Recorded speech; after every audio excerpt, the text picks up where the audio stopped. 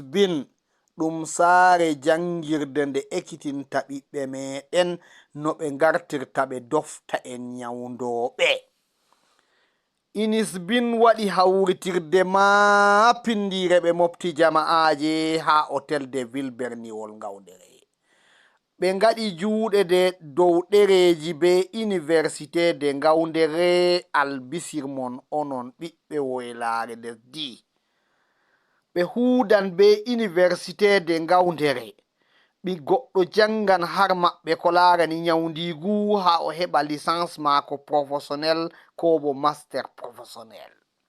Derɗiraɓe nane paame, ɓikkon men ɓen marɓe bac ko BPC ko ɗum français to ɗum anglais ɓadite Inisbin ɓeɗo ekkitina mon ko larani nyawdigu. Kala ko on mari haaje fuu ɓe ekkitinan mon, ɓe hollan mon no o nyawdirta ummatore be jawal on paaman. Nonnon bo hande on keɓan sahadaji mon laɓɓi. Hawritirde nde waɗama, derke'en ɓen janguɓe wurtuɓe aranne en ɓe dokki ɓe sahadaji maɓɓe. Nonnon ɓe holli pukaraɓe maɓɓe hesɓe bo ha yeeso gomnati. Derɗiraɓe nane paame, hayruji Inisbin limatake tatake.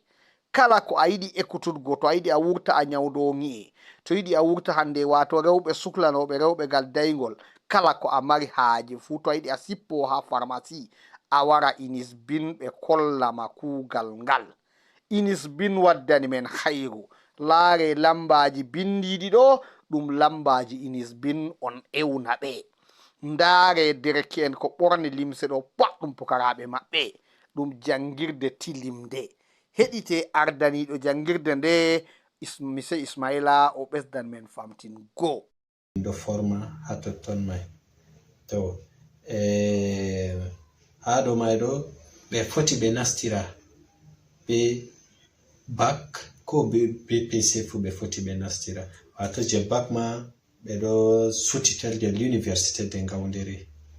To ɓe heɓan BTS ha fin de formation maɓɓe. Formation ɗum duuɓi 3 on waɗirte.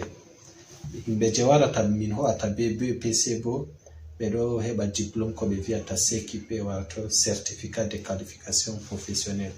Ɗo man bo ɗum ministère de l'emploi et de la formation professionnelle on ɗo suklana ɗum.